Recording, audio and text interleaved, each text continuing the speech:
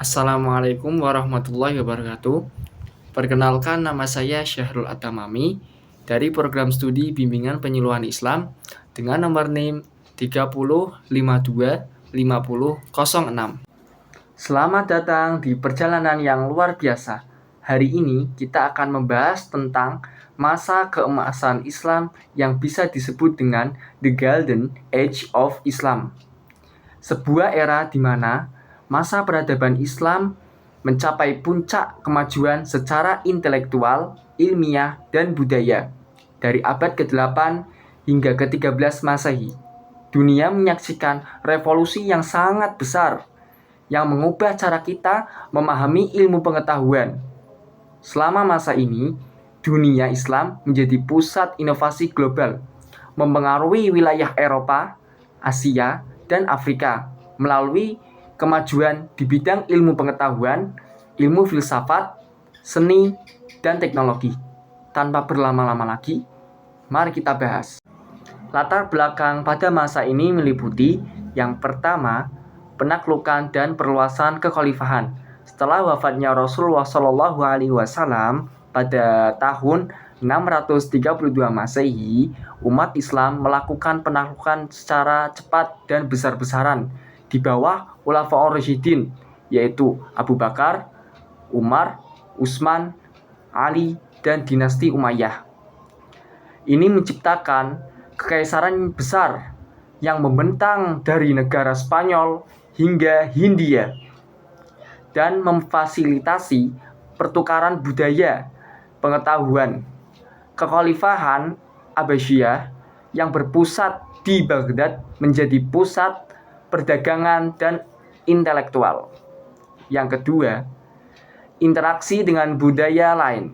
Islam mewarisi dan mengembangkan pengetahuan dari Yunani kuno melalui terjemahan karya-karya Aristoteles dan Galen. Yang pertama dari Persia, yaitu ilmu astronomi dan matematika. Yang kedua dari negara India, yaitu angka 0 dan bilangan. Dan yang terakhir dari negara Cina, yaitu kertas dan bubuk mesiu. Terjemahan secara besar-besaran tersebut, karya-karya klasik yang dikembangkan ke dalam bahasa Arab di bawah kekhalifahan Al-Ma'mun abad ke-9 memicu revolusi yang sangat intelektual. Yang ketiga yaitu stabilitas politik dan ekonomi. Kekaisaran Abbasiyah menikmati perdamaian secara relatif.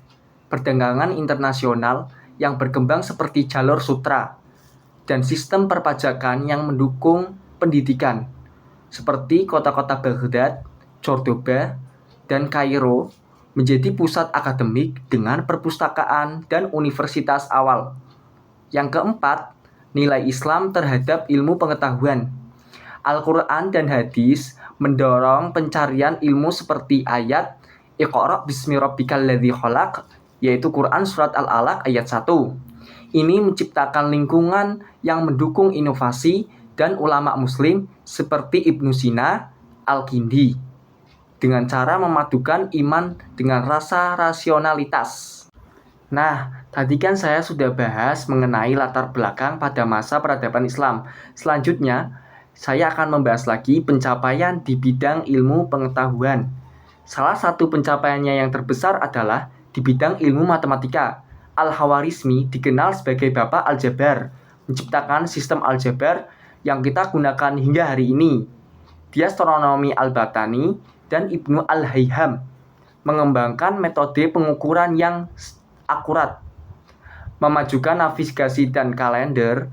Kedokteran juga berkembang pesat loh, seperti Ibnu Sina atau Avicenna menulis Al-Quran, fil atib, ensiklopedia medis yang menjadi standar selama berabad-abad. Al-Razi menemukan teknik bedah dan obat-obatan seperti alkohol sebagai antiseptik.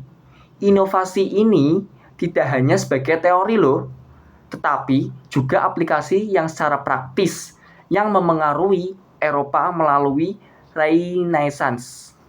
Pembahasan selanjutnya yaitu kemajuan di seni, arsitektur, dan budaya. Masa ini juga menyaksikan keindahan seni dan arsitektur. Masjid Agung Cordoba di Spanyol dengan lingkungan dan mozaiknya adalah simbol harmonisasi budaya Islam dan Kristen. Di Persia, miniatur dan puisi seperti karya Omar Khayyam mencerminkan kecerdasan estetika sastra berkembang dengan karya seperti 1001 Malam yang menginspirasi cerita dunia perdagangan melalui jalur sutra, membawa kemakmuran, memfasilitasi pertukaran ide dan barang dari Cina hingga Eropa saat ini. Pada pembahasan yang terakhir, yaitu dampak dan akhir masa keemasan peradaban Islam. Pencapaian ini tidak terbatas pada dunia Islam melalui penerjemahan di Toledo dan Sicilia. Pengetahuan ini mencapai Eropa, memicu Renaissance dan revolusi ilmiah. Namun, masa keemasan berakhir pada abad ke-13 Masehi dengan invasi Mongol yang menghancurkan kota Baghdad pada tahun 1258 Masehi. Meski demikian, warisan ini abadi, membuktikan bahwa Islam pernah menjadi mercusuar ilmu pengetahuan secara global di dunia ini.